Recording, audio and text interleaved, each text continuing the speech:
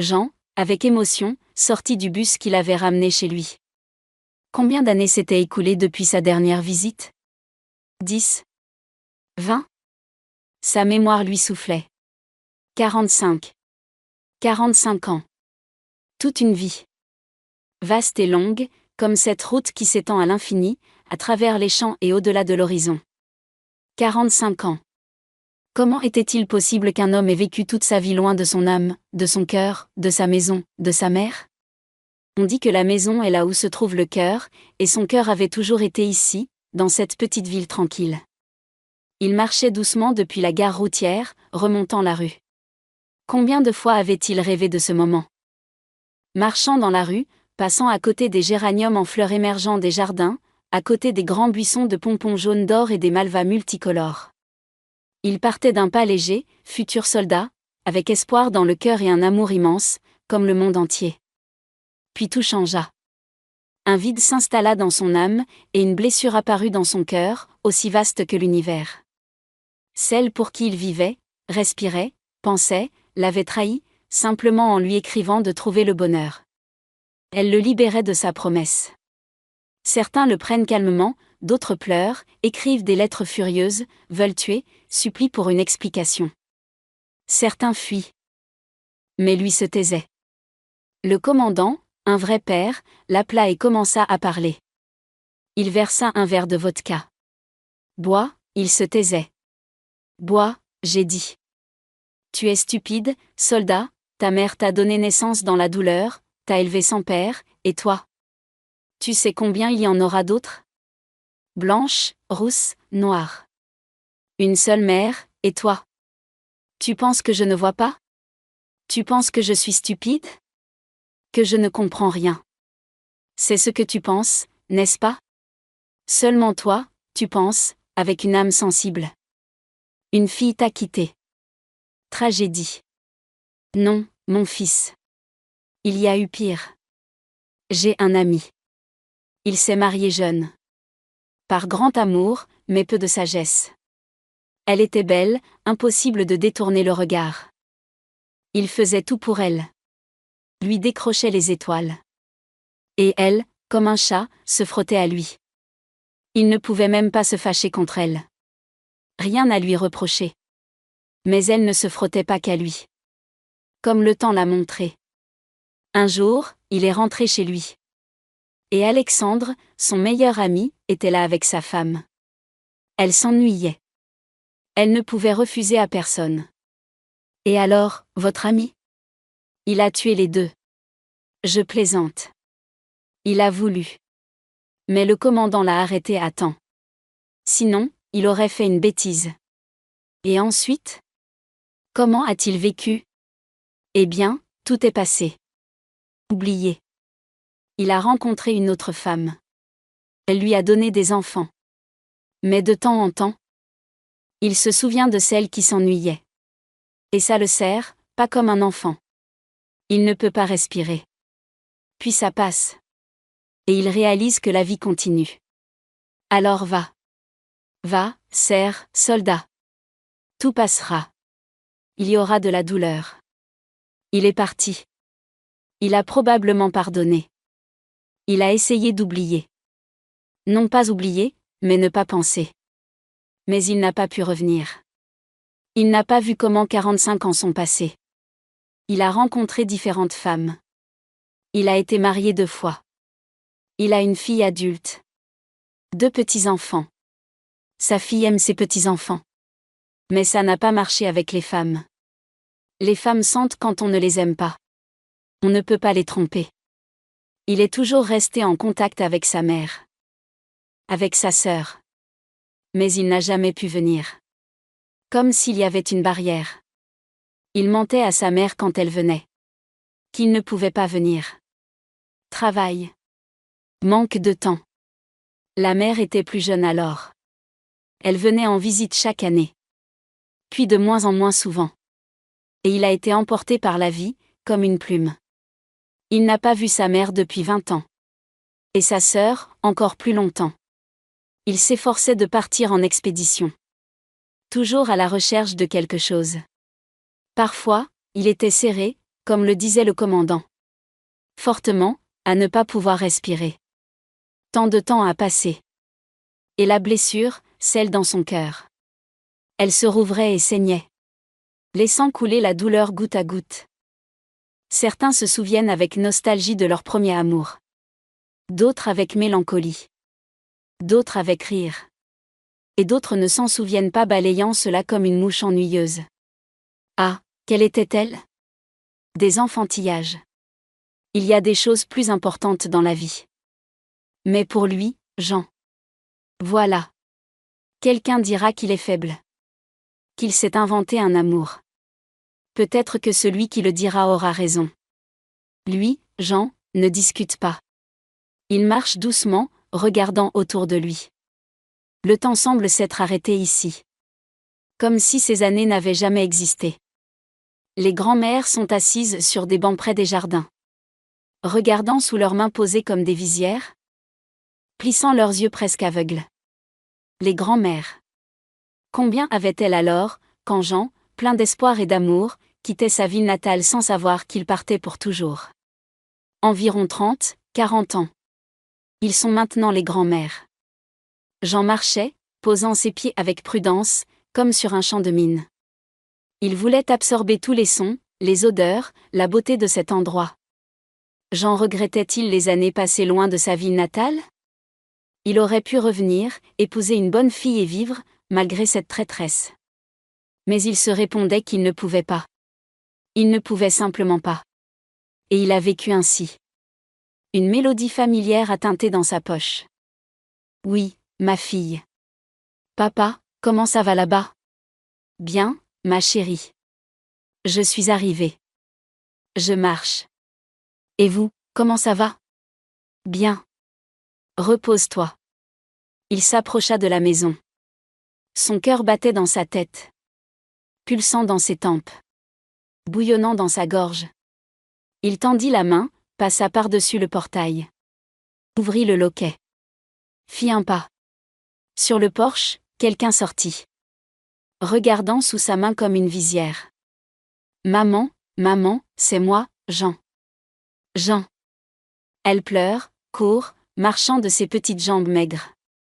Jean. Maman, Catherine, c'est toi? Moi, Jean, moi. Je ressemble beaucoup à maman maintenant. Tout le monde le dit. Frérot, entrons dans la maison, viens. Oh mon Dieu! Je ne l'espérais plus.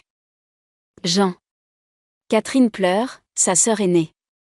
2 ans plus âgée. Ils entrent dans la maison. Maman, maman. Joie. Quel bonheur. Jean est venu, maman. Ton fils, Jean. Jean regarde sa mère. Allongée dans son lit avec des lunettes blanches. Sur de hauts oreillers blancs. Maigre. Une sainte relique. Tendant ses mains comme des brindilles. Souriant avec ses gencives. Mon fils, mon petit-fils. Jean. Une douleur incessante. La mère pleurait dans les nuits sombres. Demandant le bonheur pour son enfant. Il est arrivé. Rapprochant sa tête. S'asseyant prudemment au bord du lit. Tu es arrivé, mon petit. Mon petit cœur. Je ne l'espérais plus. Je suis à la maison, maman. À la maison. Nous serons ensemble. Je ne partirai plus maintenant. Tu es arrivé à temps. Mon petit cœur. Tu es arrivé à temps. Le matin, la mère ne s'est pas levée. Elle ne se lèvera jamais. Ce n'est pas la maladie la cause. Elle a vécu 90 ans. Le temps était venu. Elle a attendu son fils. L'a regardé et s'est apaisée. Maman. Ma chère maman. J'en pleure. Pardonne-moi de ne pas avoir été là. J'ai été emportée, jetée partout. Pardonne-moi, maman. Et Jean a l'impression que sa mère le caresse tendrement sur la tête. L'embrasse sur le sommet de la tête et chuchote des mots doux. Jean. Ne t'inquiète pas. Sa fille Larissa a appelé. Il lui a dit que la grand-mère n'était plus là. Elle a demandé d'attendre son arrivée. Elle aimait sa grand-mère.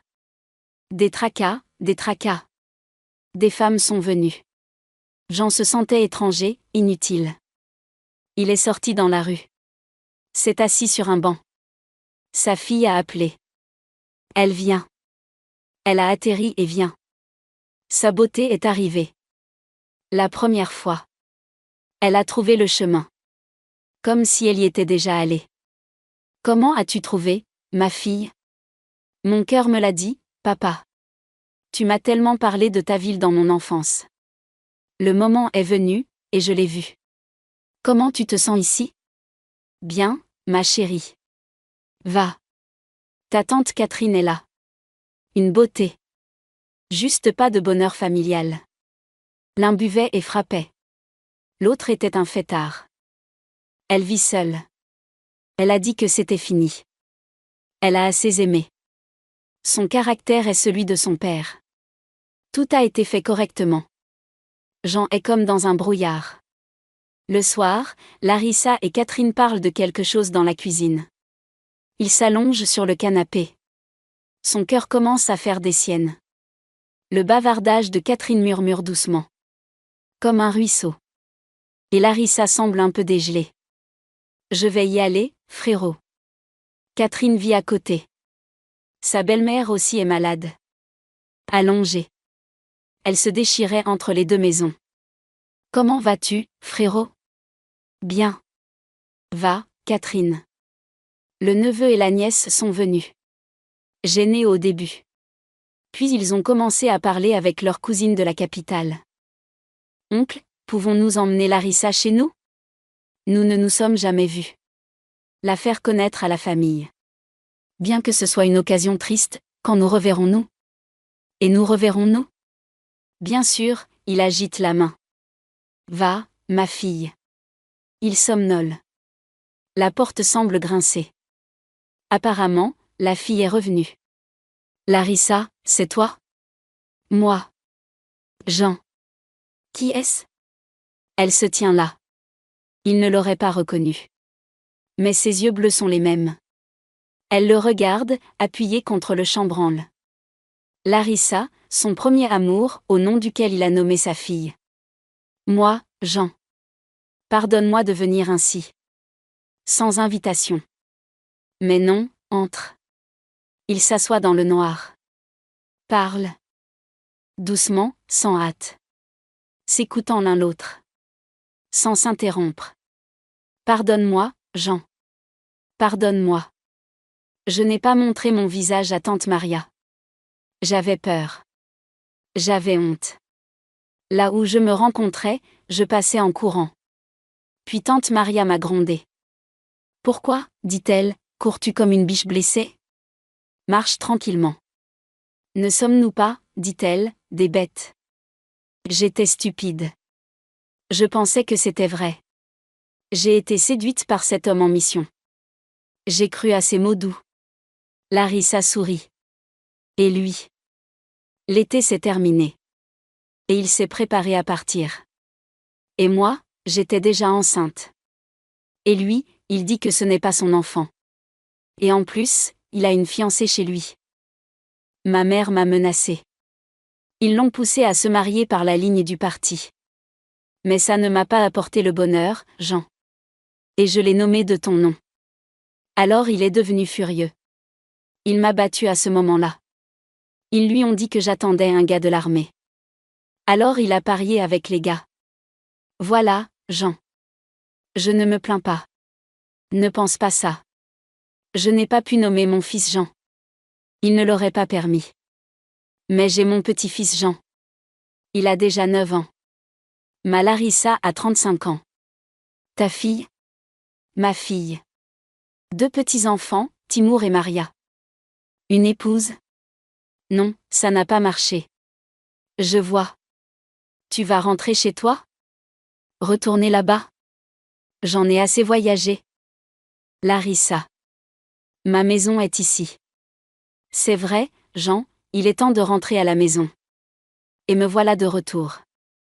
Un long chemin du retour. Très long. Bon, je vais y aller. Sinon, mon patron va se réveiller, va faire des histoires. Il boit? Non, il rit. J'ai un chat, il n'aime pas être seul. Il crie, déchire les rideaux. Gennady n'est plus là depuis 15 ans. Je suis désolée. Mais pourquoi, Jean? Je vais y aller. Viens si tu veux. Et toi aussi, viens. Jean s'assied, regarde par la fenêtre. Comme si ces années n'avaient jamais existé, il lui semble que son meilleur ami, Alexandre, va courir après lui, et ils iront danser, sur l'estrade d'été, où Larissa se tient en tirant le bout de sa tresse. Elle regarde de ses yeux bleus, et le monde entier se tait. Rien n'existe, personne. Comment est-ce arrivé, Larissa? La vie est passée, comme un éclair, pense Jean. Pas le temps de cligner des yeux. Il ne regrette rien, Jean. Ce qui s'est passé, c'est passé. Il a sa Larissa, et Timour et Maria. Il prendra ses petits-enfants pour l'été. Si seulement il pouvait, Jean, avec ses pensées, retourner à ses 20 ans, peut-être aurait-il vécu sa vie différemment. Ou peut-être pas, qui sait. Rien ne peut être changé, et ce n'est pas nécessaire. Larissa est assise, caressant son chat, souriant doucement à quelque chose. Elle se souvient de se tenir sur la véranda d'été. Une fille, venue danser avec sa sœur aînée. Une tresse jusqu'à la taille. Attend sa sœur, qui est partie acheter des billets. 3 garçons passent. L'un d'eux la voit et reste figé. Il ne l'a pas quittée de toute la soirée. Ainsi pendant 2 ans, ils ont été amis. Puis ils ont emmené Jean, à l'armée. Il a osé l'embrasser. Juste avant de monter dans le bus. Elle n'a rencontré personne d'autre que Jean. Et elle avait sincèrement l'intention de l'attendre. 2 ans entiers. Elle se souvient de la première fois qu'elle a vu Gennady. Elle l'a vu et s'est perdue. Ainsi sa vie est passée. Bien ou mal. Si elle avait attendu Jean à l'époque. Qui sait comment sa vie aurait tourné. Aimait-elle Jean? Peut-être, oui. Son premier amour pur et tendre. Elle ressentait quelque chose de différent pour son Gennady. Mais il ne l'aimait pas. Toute sa vie, il lui a dit qu'elle avait tout gâché, tout ruiné. Il adorait son fils. Mais il n'aimait pas sa Larissa. Avant de partir, il a demandé pardon. Et elle lui a pardonné. Voulait-elle revenir en arrière? Non, probablement pas. Ce qui est fait. On vit sa vie comme elle vient. Papa, pourquoi es-tu assis dans le noir? Tu te sens mal? Non, ma fille, tout va bien. Oh, comme c'est bon d'être à la maison. À la maison. À la maison.